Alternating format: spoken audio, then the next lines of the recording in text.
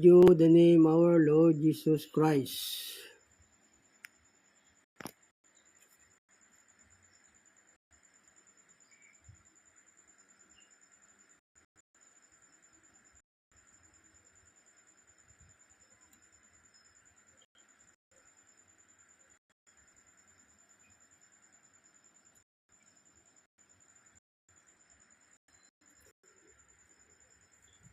Hello po, good evening po.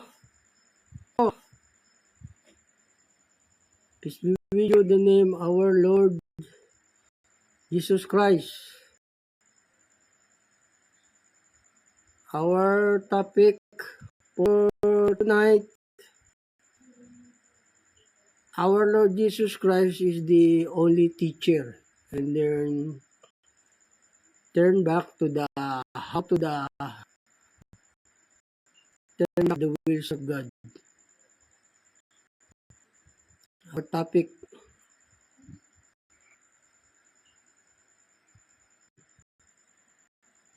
only our Lord Jesus Christ is the teacher. And though return to the God's will of God. How to return to the God's will of God, our topic. Two topic for tonight. The only teacher is our Lord Jesus. And how to return to the wills of God, our topic. Ito po yung ating paksa. Ang Panginoong Yesus lang talaga ang guro. Wala na pong iba. Siya lang po ang guro.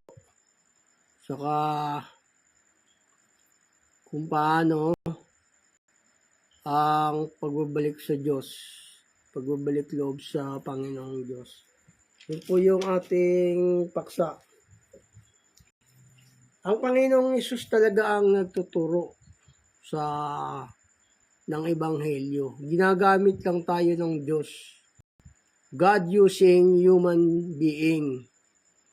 Because the human being, temple of God, makes the home the human being. Yun po, ginagamit lang tayo ng Diyos. Pero siya po talaga ang nagtuturo, yung Panginoong Yesus. Ganun po. Yung ating espiritu, sa Diyos po yun, sa Diyos. Pero pagka yung napasama ng Diyos, nandito yung, pagka napasama naman, nagbalik loob sa Diyos, bibigyan ka ng Diyos ng bagong espiritu at ng bagong puso. Yun po, bibigyan. Pag nagbalik loob sa Diyos yung tao, bibigyan ng Diyos ng bagong puso at saka bagong espiritu, ng bagong diwa, yung tao. Pero yung espiritu natin, sa Diyos po talaga yun. Ginagamit lang tayo ng Diyos. Kasangkapan lang po tayo ng Holy Spirit. Lahat po tayo. Pero pagka yung hindi po matuwid yung espiritu, o kinukulong ng Diyos yun, nire-remove niya na. Kinukulong, o kaya, diba, pinupuksa niya na pagka hindi matuwid. Ganun po. Hindi nagtatagal sa balat ng lupa pagka hindi po sumusunod. Yung espiritu natin sa Diyos yun. Pero pag napasama ng diablo, pwedeng magbalik loob sa Diyos. Pwede pong magbalik loob sa Diyos. Can to return the wills of God. Pwede pong magbalik loob. Ganun. Ang nagbabalik loob sa Diyos, yung bibigyan niya ng bagong puso, bagong espiritu. Yun po yung sabi ng Diyos pag nagbalik sa Kanya. Nagbalik loob. Pero ang Diyos po talaga, ang Panginoong Yesus po talaga yung nagtuturo sa tao. Our Lord Jesus Christ is guide and moving the prophet. Ganun po. Siya po talaga yung nagtuturo, hindi po tayo. Kinakasangkapan lang tayo ng Diyos. Kinakasangkapan lang yung mga tao. Kinakasangkapan lang ako ng Diyos. Kasi yung Espiritu sa Diyos yun eh. O sa Diyos po kasi yung Espiritu ng tao. Pagka mabait, matuwid, o haba ang buhay mo, tapos magkakaroon ka ng buhay na walang hanggan. O kung napasama ka naman ng dyablo, pwede kang magbalik loob sa Diyos, bibigyan ka na niyang ng bagong puso at ng bagong espiritu. Ganun po. Ito sabi po ng banal na kasulatan. Kasangkap, yung espiritu sa Diyos po talaga yun. Kasangkapan lang tayo. Nga lang, pagka napasama ka, magbalik loob ka lang sa Diyos, bibigyan ka niya ng bagong puso at ng bagong espiritu, ganun. Pag napasama ka ng dyablo, ganun. Kasi yung tao talaga, yung espiritu ng tao, sa Diyos po lahat yun. Pinapasama lang ng dyablo. Ganun po. Ito po sabi ng banal na kasulatan. Sa kanya yun eh, yung mga tao talaga eh. Kasangkapan lang tayo ng Diyos. Yung ako, nagtuturo ako, pero hindi ako yung nagtuturo. Kasangkapan lang ako ng Diyos. Human being, move the God, ganun. Because human being, temple of Holy Spirit. Ginagamit lang ako ng Panginoong Yesus. Siya po talaga yung nagtuturo. Mamaya basahin ko sa inyo. Siya talaga nagtuturo. Yung mga tao, kinakasihan niya lang ng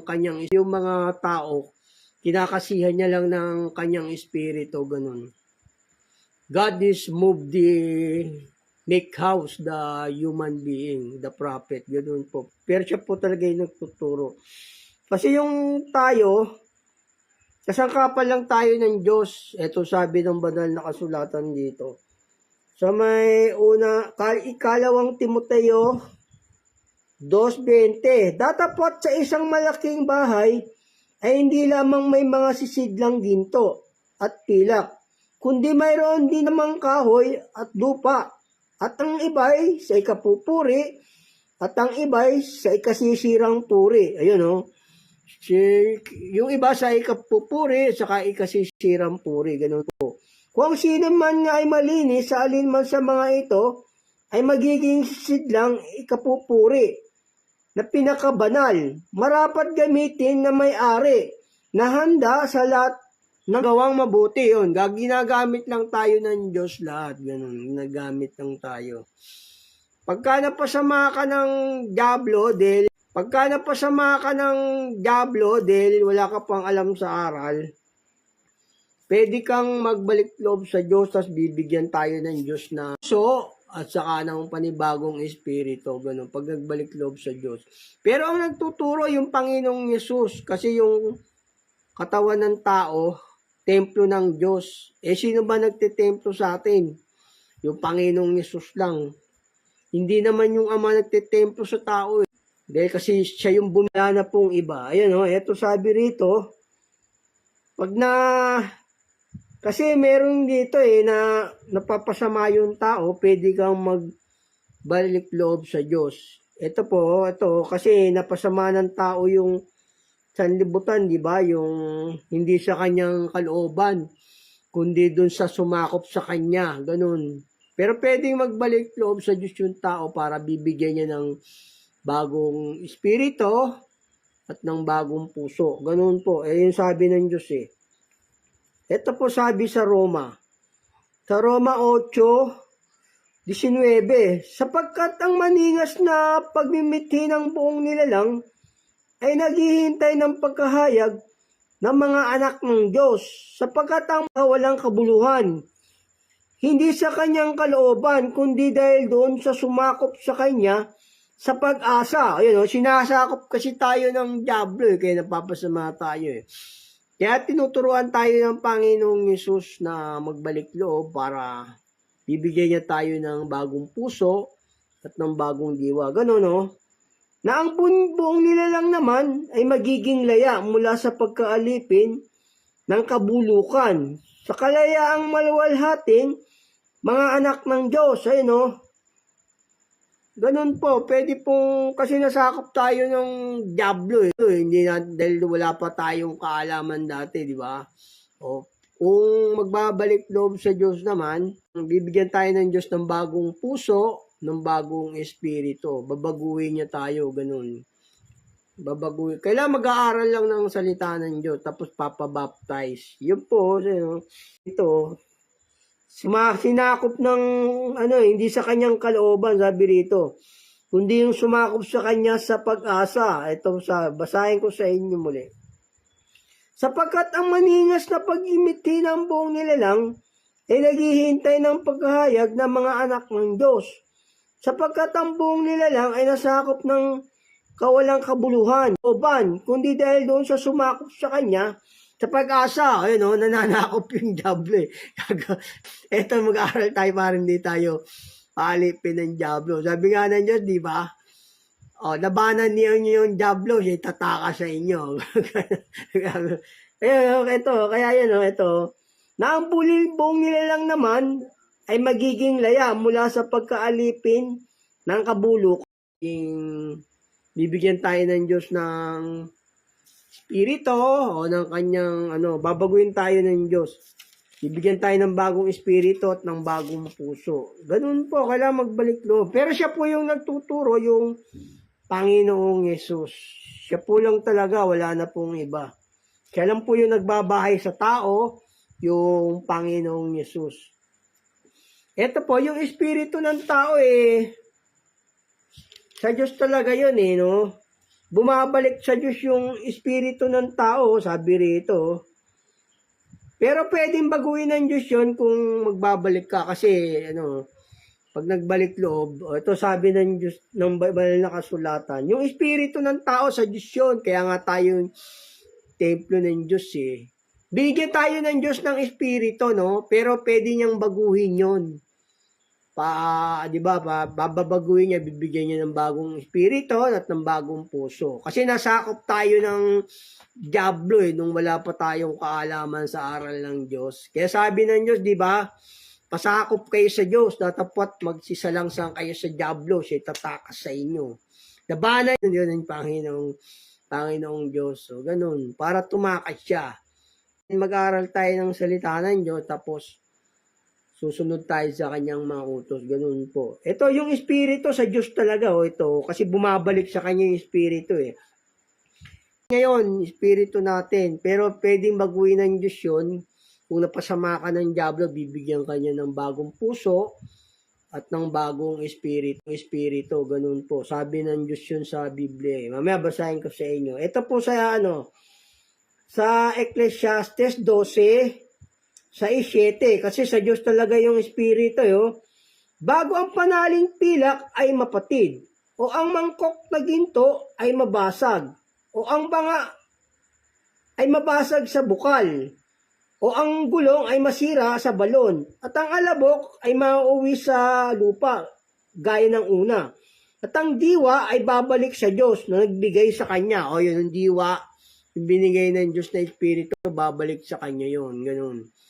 Pagka yung hindi niya pa napalitan. Pero pagka napalitan niya na yon, binigyan kanya ng bagong puso, ligtas ka nun. Yun po, yung pagkaligtasan. Pagka yung nabigyan ka na niya ng bagong puso, bagong diwa. Kasi napasama nga yung tao ng Diablo Pero, kaya kita niyo to, bumabalik sa kanya yung espiritu. Pagka masama, kinukulong ng Diyos doon sa kulungan, sa impyerno. Pagka naman matuwid, sa langit po yun kinukulong, ganun. Ganun, kinukulong ng Diyos yun. Bumabalik sa kanya, pag masama, kinukulong. Yun po yung sabi ng banal na kasulatan Yung espiritu talaga sa Diyos yun, yung hininga natin, sa Diyos talaga yun. Pero hindi pa yun yung Hindi pa yung magtatamo ng buhay na walang hanggan yung espiritu natin. Yung espiritu natin magtatamo ng buhay na walang hanggan. Niya tayo ng bagong puso at ng bagong diwa, ganon. Talaga yung, sa Diyos talaga espiritu, gaya rito sabi ni Job dito, sa may 27:3. Dito sa 27:3 ng Job. Sapagkat ang aking buhay ay bupas sa akin. Espiritu ng Diyos ay nasa mga butas ng aking ilong. Ayun o, yung nasa butas ng ating ilong. Kanya yon. Tapos pag napasama, pwedeng magbalik loob sa Diyos. Tapos bibigyan niya ng bagong espiritu, ng bagong diwa. Yun po yung sabi niya, bibigyan niya ng bagong puso at ng bagong diwa. Pag napasama ng diablo, no, o ganun, kaya nga tinuturuan tayo ng Panginoong Yesus na mag-aral ng kanyang mga salita. Siya po talaga yung nagtuturo, yung Panginoong Yesus, sa lumang tipan at bagong tipan. Wala na pong ibang nagtuturo. Pero yung turo na yun, di ba sinabi ko na sa inyo, galing din sa Ama. Pero siya yung nagtetemplo sa tao, yung Panginoong Yesus. Siya rin yung kumakasi sa tao, yung Panginoong Yesus. Siya yung bumabahay sa tao, yung Panginoong Yesus. Kaya nga sabi, di ba, si Jesucristo ay siya rin kahapon at ngayon. Oo, at magpakailanman. Jesus Christ, the same yesterday and today and forever. O, siya nga yun yung simula pa Siya po talaga yung nagtuturo. Ayun, bibigyan tayo ng Diyos ng Espiritu na bago pag magbabalik loob sa Kanya. Kasi napasama nga tayo ng di ba, ng diablo. Kaya kailangan magbabalik loob sa Diyos. Bibigyan niya ng bagong diwa. Ito po sabi ng banal na kasulatan. Bibigyan niya ng bagong puso. Kailangan magbalik loob sa Diyos para bigyan niya ng bagong puso at ng bagong diwa. Ang Diyos lang talaga yung nagbabahay sa tao, yung Panginoong Yesus. Wala nang iba. Wala na pong iba na nagbabahay sa tao kundi yung Panginoong Yesus. Siya lang yung espiritu na nasa tao. Ito, yung pag nagbalik loob sa Diyos, pananauliin ka ng Diyos, tapos bibigyan ka ng bagong espiritu ng Diyos. Bagong espiritu ng Diyos. Biging parang aking bibig. Sila'y manunumbalik sa iyo, ngunit hindi ka manunumbalik sa kanila. Ayun, hindi ka na manunumbalik sa kasalanan pag nagbalik loob ka sa Diyos. Yung yung iwalay ang mga may halaga sa walang halaga. Ayun, pawawalang halagaan mo yung mga bagay na nasa sanlibutan para makapagbalik loob ka sa Diyos. Ganun po yun, ito yung ibig sabihin ng Diyos dito. Tapos bibigyan niya ng bagong diwa, ng bagong puso. Ang pagbabalik loob po sa Diyos, yung susunod ka na sa kanyang utos. Tapos bibigyan ka na niya ng bagong espiritu at ng bagong puso. Yun yung sabi niya sa Biblia sa kanyang commandment. Ito po yung pagbabalik loob sa Diyos. Sa may Santiago, susunod ka na sa kanyang mga aral, sa kanyang mga utos. Ganun po yung pagbabalik loob sa Diyos. Para makatayo ka sa Diyos. Ito po sabi ng banal na kasulatan dito sa may said to the Holy Scripture, dito po sa sa may Santiago 5:19. Mga kapatid ko, kung ang sino man sa inyo'y nalilihis sa katotohanan at siya'y espiritu, lalakad ka na dun sa mga inuutos niyang aral. Ganun po. Ganun po yung pagbabalik sa Diyos, na pagbalik loob sa Diyos. Tapos, bibigyan tayo ng Diyos ng bagong diwa, ng bagong puso. Yun po yung sabi niya. Ito sabi ng banal na kasulatan. Bibigyan ka ng, ito po sa may Ezekiel 36:24. Bibigyan niya ng bagong puso at ng bagong diwa. Ito po sabi ng Panginoong Diyos dito. Bibigyan niya ng bagong, aalisin niya yung batong puso sa atin.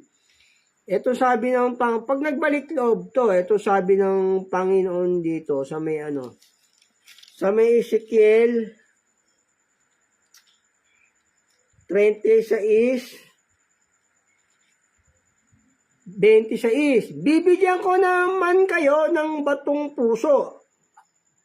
Ito po sasabi ng, bibigyan ko rin naman kayo ng bagong puso at lalagyan ko ang loob ninyo ng bagong diwa at aking aalisin ang bato sa inyong katawan at aking bibigyan kayo ng pusong laman. At aking ilalagay ang aking espiritu sa loob ninyo. Yun, lalagyan niya ng bagong espiritu yung ating katawan. Ganon, magbabago na tayo. Kailangan nag-aaral lang ng salita ng Diyos. Binasa ko lang na inyong nilipastangan sa mga bansa na iyong pinaroonan. At aking babanalin ang aking dakilang pangalan na lapastangan sa mga bansa na inyong nilapastangan sa gitna nila. At malalaman ng mga bansa na ako ang Panginoon. Sabi ng Panginoong Diyos, pagka ako'y aaring banal sa inyo sa mga bansa at pipisanin ko kayo mula sa lahat ng lupain at dadalhin ko kayo sa inyong sariling lupain. At ako'y magbiwisik ng malinis na tubig sa inyo at kayo magiging malinis. Mihan at sa lahat ninyong mga Diyos-Diyosan, lilinisin ko kayo. Bibigyan ko rin naman kayo ng bagong puso. Ayan, bibigyan tayo ng Diyos ng bagong puso. At lalagyan ko ang loob batong puso sa inyong katawan. At aking bibigyan kayo ng pusong laman. At aking ilalagay ang aking spirito sa loob ninyo.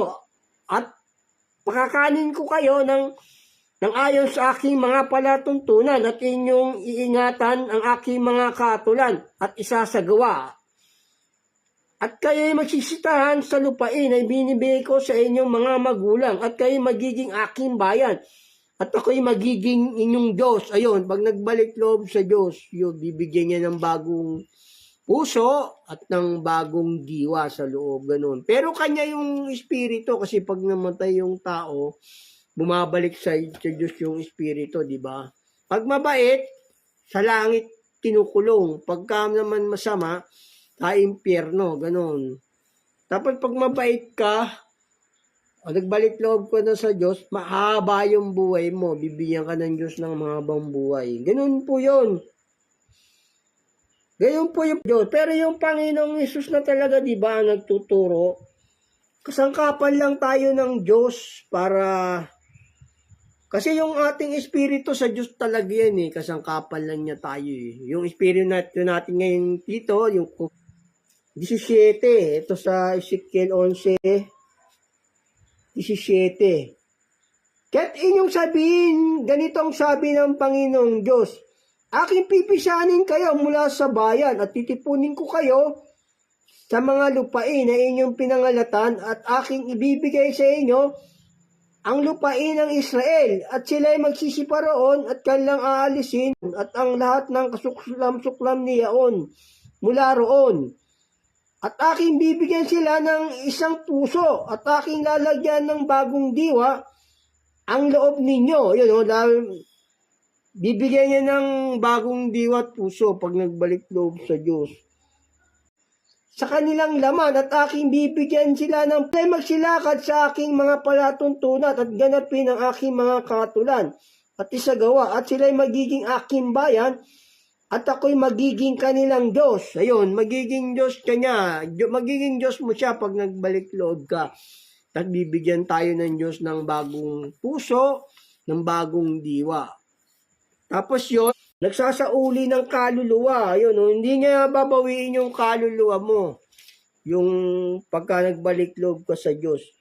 Ibibigay niya sa Diyos yun. Bibigay niya na sa iyo ng Diyos yun. Babagwag binago ka na. Ayun yung magbibigay sa tao na walang hanggan. Ito po sabi sa mga awit dito, 19:7, ang kautusan ng Panginoon ay sakdal. Nagsasauli ng kaluluwa. Sinasauli ng Diyos. Uli ng kaluluwa.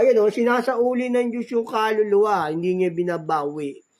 Pagka nagbalik loob ka na sa Kanya.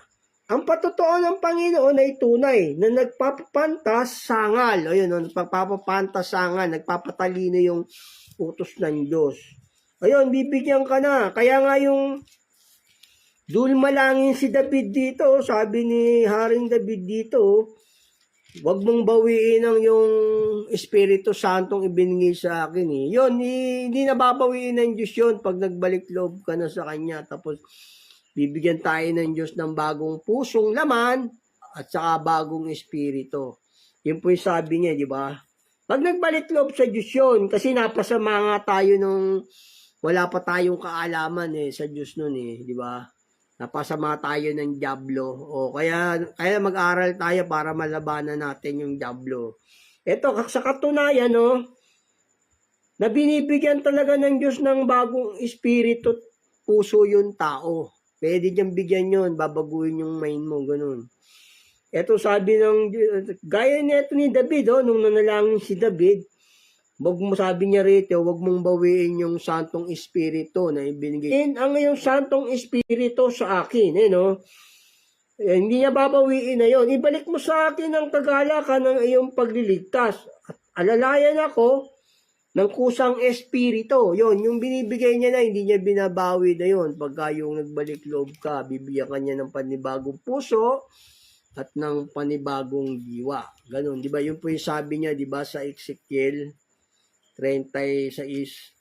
Ganon po. Pero yung Panginoong Yesus talaga ang nagtuturo, di ba? Siya po yung talagang nagtuturo. Ginagamit niya lang tayo, ganun yung mga tao. Ako, ginagamit lang ako ng Panginoong Yesus.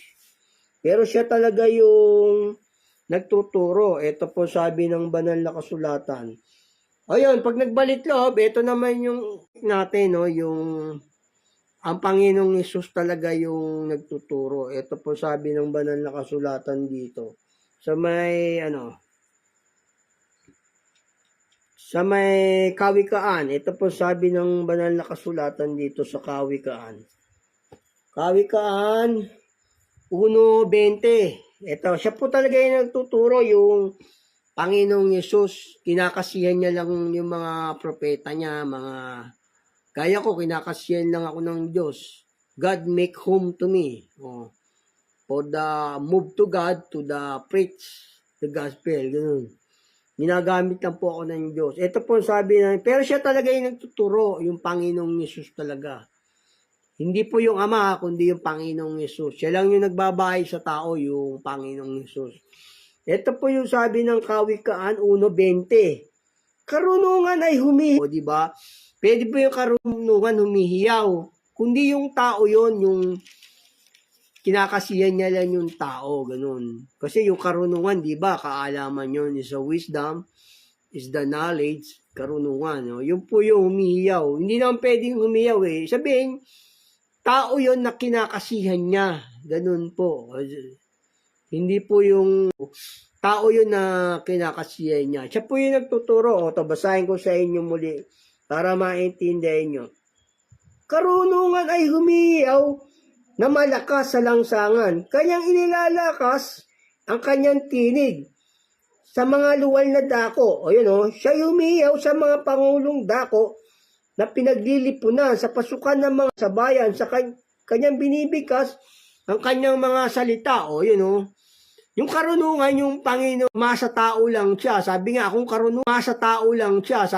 karunungan, tumataan sa kabaitan, di ba sabi niya, kung karunungan, tumataan sa kabaitan. Yan lang yung mga tao, ganun, kinakasiyan niya lang ng kanyang espiritu.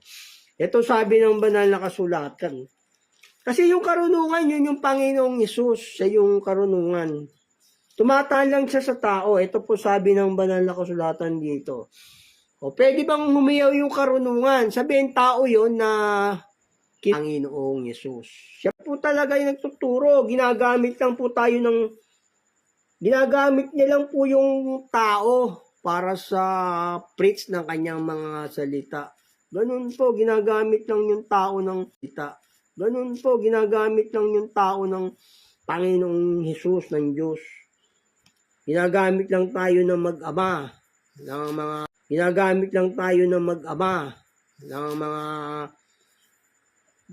Kasi yung espiritu natin sa Diyos yun eh. Tapos, gag-guide pa niya tayo ng Holy Spirit. Siya po talaga yung nagtuturo, hindi po yung ako nang galing yung turo ko, galing sa akin, hindi. Sa Diyos po yun. Sa Diyos po yung galing. Sa Diyos po galing yun, hindi po yun. Hindi ko po kaya ituro to nang wala akong gabay ng Holy Spirit. Ganun po. Hindi ko kaya. Tamay. Siya po tayo nagtuturo, yung Panginoong Yesus. Ito sabi ng banal na kasulatan dito. Sa Jeremias 25:26. Dito po sa may 7:25-26 ng Jeremias. Ito po sabi ng banal na kasulatan. Tapos move the prophet. Ganun. Siya yung gumagawa sa mga propeta. Pero hindi yung propeta yung nagtuturo, siya talaga, siya nga, sabi niya nga rito, bumabangon siyang maaga di ba? Pero ginagamit niya lang yung tao. Ito, basahin ko sa inyo muli. Bumabangon nga siyang maaga, sabi niya, ito sa may 7:25 ng Jeremias. Mula ng araw ng inyong mga magulang, ay magsilabas sa lupain ng Ehipto hanggang sa araw na ito. Aking sinusugo sa inyo ang lahat kong lingkod na mga propeta. Araw-araw bumabangon ako maaga at sinusugo ko sila. Sinusugo ng Panginoong Yesus yung propeta niya. Pero siya yung move the prophet, our Lord Jesus. Templo ng Holy Spirit. Hindi nyo ba alam, ang yung katawan templo ng Holy Spirit, di ba sabing ganoon sa Biblia? Kayo sangkap ng katawan ni Kristo. Kayong lahat, yung mga nananalig sa Panginoong Diyos yun, sa mag-ama, ganun po. Iyan lang yung tao ng Panginoong Yesus. Kaya sabi nga si Yesu Kristo, siya yung nagturo sa lumang tipan at saka sa bagong tipan. Ito po sabi ng banal na kasulatan dito. Ginagamit niya lang yung mga propeta, ginagawa niyang bahay. Ginagawa niyang templo, yung human being is a temple of God. Ganun po. Yung the prophet or move to teach the gospel. Ganun po, ginagamit lang. Kasi yung Panginoong Yesus na talaga nagtuturo dito sa lumang tipan pa Ito sabi ng banal na kasulatan dito, sa lumang tipan, siya pa rin yung nagtuturo Ito sabi sa may unang Pedro, kinakasiyan lang yung mga tao ng Panginoong Yesus. Ito po sa unang Pedro. Unang Pedro, 1:10. Tungkol sa pagkaligtas na ito ay nagsikap at nagsiyasat na maigi ang mga propeta na nagsihula tungkol sa biyayang dadating sa inyo na sinisiyasat ang kaulugan. Kung ano at kailang panahon itinuro ng Espiritu ni Kristo. Kita nyo nga, itinuro ng Espiritu ni Kristo. Hindi, sabihin, hindi yung Espiritu yung magtuturo ng Panginoong Hesus, kundi pumapasok siya sa mga propeta para maituro. Inuudyokan niya, ganun po. Move our Lord Jesus Christ, the prophet, for the teach, the gospel. Ganun po yun, siya po yun, basahin ko sa inyo muli. Nasinisiyasat ang kaulugan, kung ano't kailan pa noong itinuro ng Espiritu ni Kristo, at sumasa kanila ng patotohanan ng una, ang mga pagbubuta ni Kristo at ang mga kaluwalhatiang hahalili sa mga ito. Kaya nga sabi, di ba, si Yesu Kristo ay siya rin kahapon at ngayon, at magpakailanman. Jesus Christ is the yesterday, today, and forever. Di ba sabi? Siya kasi yung nagtuturo pa na dati na sa may lumang tipan, siya na rin yun. Ito sabi sa Hebreo, siya talaga yung nagtuturo sa mga tao, hindi po yung ama. Kaya sabi nga, di ba, ng Panginoong Yesus, huwag kayong patawag na rabi, sapagkat iisaan yung guro. O ganun. Siya talaga yung tuturo. Ginagamit lang yung mga propeta, ganun, ginagamit lang. Ito po sabi ng banal na kasulatan dito, sa may Hebreo 13:8, si Yesu Kristo ay siya rin kahapon at ngayon, at magpakailanman. Siya pa yung nagtuturo yung kahapon simula po nung kapanahunan ni Eva at Adan, ni Moises, siya na po yun yung nagtuturo. Kinakasihan lang yung mga propeta niya, ganun, mga propeta niya. Kinakasihan lang yung mga tagapagturo, yung mga tao, ginagawa niyang bahay para miski kayo, bahay din kayo ng Diyos. Pagka yung sinusunod yung kanyang mga utos, ganun, gagamitin din kayo ng Diyos. Di ba sabi nga, kung sino man malinis sa mga ito, ay nararapat gamitin na may-ari, nahanda sa bawat gawang mabuti, di ba? Sabi sa ikalawang Timoteo, o siya yung may-ari, yung Panginoong Hesus, silang mag-ama. Ito, sabi ito, kinakasihan lang yung tao. Ito po sabi sa banal na kasulatan dito. Sa ikalawang Pedro 1:20, nalalaman muna ito na alinmang hula ng kasulatan ay hindi nagbuhat sa sariling pagpapaliwanag o hindi nagbuhat sa tao yung paliwanag ng ebanghelyo sapagkat hindi sa kalooban ng tao dumating ang hula kailanman kundi ang mga tao ay nagsalita buhat sa Diyos na nag-uudyukan ng Espiritu Santo. Yun o, naudyukan lang ng Espiritu Santo yung mga tao pero hindi yung ako nagtuturo, hindi. Yung sa Diyos, siya talaga yung nagtuturo, yung Panginoong Hesus. Inuudyukan niya lang yung mga tao, ganon. Gaya si Pablo, di ba? Nagtuturo si Pablo. Ang gumagawa kay Apostol Pablo, yung banal na kasulatan dito. Ang gumagawa kay Pablo, yung yung Panginoong Hesus. Kasi yung buhay ng tao, natatago kasama ng Diyos kay Kristo. Ito sabi ng banal na kasulatan. Kaya nga yung si Pablo gumagawa sa pamagitan ng Panginoong Hesus. Yung Panginoong Hesus ang gumagawa sa kanya. Ito sabi ng banal na kasulatan dito. Yung buhay ng tao natatago sa Diyos. Ang Diyos na yon si Kristo. Ito po sabi ng banal na kasulatan dito. Sa may Kolosas 3:3, sapagkat kayo nangamatay at ang inyong buhay natatago. Gumagawa sa kanya yung Panginoong Hesus. Ito po sabi ng banal na kasulatan dito. Gumagawa sa kanya yung Panginoong Hesus. Ito po sa may ikalawang Korinto 13:3. Yamang nagsisihanap kayo ng isang katunayan na si Kristo ay nagsasalita sa akin. Yung nagtuturo si Pablo, yung Panginoong Hesus ang nagsasalita, hindi naman si Pablo talaga yung galing yung aral. Sabi rito, na siya ay sa inyo hindi mahina, kundi sa inyo'y makapangyarihan. Ginagamit siya rin si Apostol Pablo, ginagamit din ng Panginoong Hesus. Ginawa siyang templo, bahay ng Panginoong Hesus. Ito po sabi, basahin ko sa inyo muli rito. Sa ikalawang Korinto 3:13. Yamang nagsisihanap kayo ng isang katunayan na si Kristo ay nagsasalita sa akin, na siya ay sa inyo hindi mahina, kundi sa inyo ay makapangyarihan.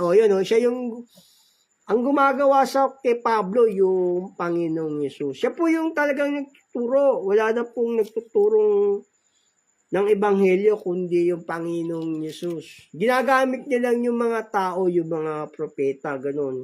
Gaya rin sabi rito sa Gaya rin dito sabi sa Gawa, ito po sa Gawa, 16:7. Dito po sa Gawa, 16:7.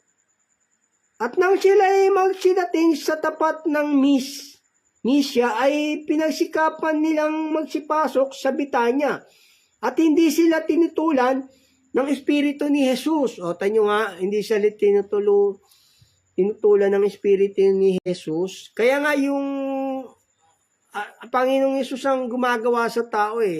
Our Lord Jesus Christ make home the prophet, move the human being.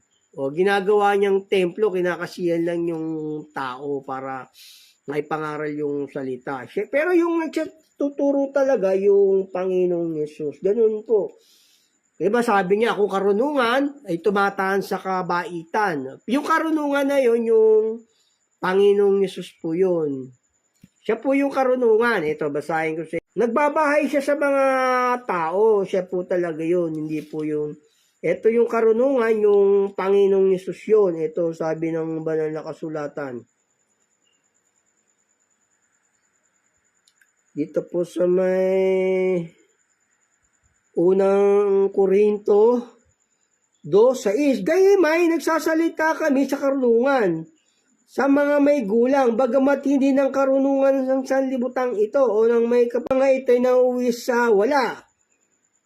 Kundi sinata namin ang karunungan na sa iwaga, yung karunungan na itinalangan ng Diyos, po yun yung karunungan.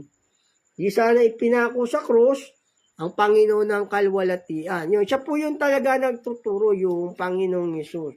Kaya sabi nga ng Panginoong Yesus, di ba? Huwag kayong patawag na guro o rabi, sapagkat iisahan yung guro. Sa makatwid baga ang Mesiyas. Ito sabi ng banal na kasulatan dito. Sa may Mateo 23. Dito po sa Mateo 23, sabi ng Panginoong Yesus dito. Kasi siya yung nagtuturo talaga, kaya nga siya yung pangulong pastor eh. Ginagamit niya lang yung mga tao. Oo, ginagamit niya lang yung mga propeta para magturo ng kanyang mga salita. Ganun po, ito sabi ng Panginoong Yesus dito. Sa may 23:8 ng Mateo, datapat kayo wag patawag na rabi, sapagkat iisaan yung guro, at kayong lahat ay magkakapatid. O magkakapatid tayo pagka sampalataya tayo sa Panginoong Yesus. Siya talaga yung nagtuturo, gaya sabi kay Moises. Sabi niya kay Moises dito, yung sasay yung bibig ako, ito, di ba, si Pablo, ginamit na ng Panginoong Hesus, di ba? Lahat ng mga propeta, ginamit na, o, di ba?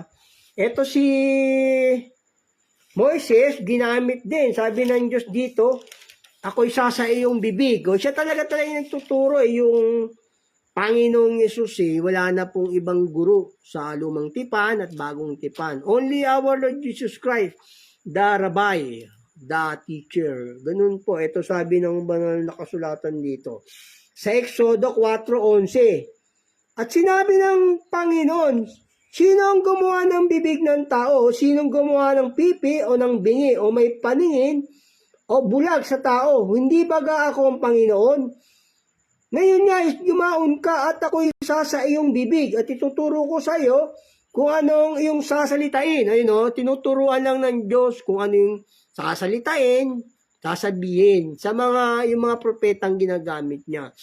Pero siya talaga yung nagtuturo. Di ba, gaya kay Pablo, di ba, gumagawa kay Pablo yung Panginoong Yesus. So, ganun siya talaga. O patuloy ko, no? Ngayon nga yumaon ka, ako isa sa iyong bibig at ituturo ko sa iyo kung anong iyong sasabihin, sasalitain. At kanyang sinabi, o Panginoon, magsugo ka, sinasabi ko sa iyo, sa pamagitan ng niyang iyong susuguin. At ang galit ng Panginoon ay nagningas laban kay Moses. At kanyang sinabi, wala ba nga si Aaron, na kapatid mo, na Levita? O yun, siya talaga yung nagtuturo, yung Panginoong Yesus. Tumasabibig siya ng tao, ginagamit niya. O, basahin ko sa inyo muli rito. Sa may Exodo 4:11. At sinabi sa kanya ng Panginoon, sinong gumawa ng bibig ng tao o sinong gumawa ng pipi o bingi? O may paningin o bula, tawag na rabi, sapagkat isa inyong guro, sa makatwid baga ang Mesiyas. Ganun po, siya po yung talagang nagtuturo, yung Panginoong Yesus. Ginagamit niya lang yung mga tao, yung mga propeta. Dahil yung espiritu natin sa Diyos yun, tapos yung propeta niya, kinakasiyan niya lang yun. Move our Lord and people make the house the human being. Ganun po. Ginagawa tayo yung templo kasi ng Diyos na buhay Ganun po. Yun po yung ating paksa. Only our Lord Jesus Christ, the Rabbi, the teacher. And then, how to return to the wills of God. O, the return to the wills of God, you study the gospel and then follow commandment of God. Ganun po yung pagbabalik loob sa Diyos. And then, and said to God, gave the Spirit a new heart, diba? Sabi niya, bibigyan tayo ng bagong puso at saka ng bagong diwa. Yun po, pag nagbalik loob po sa Diyos. Yun po yung ating paksa. Thank you po for joining, for watching. Our topic is done. Thank you. God bless. Ingat po. See you next time. Thank you po. God bless.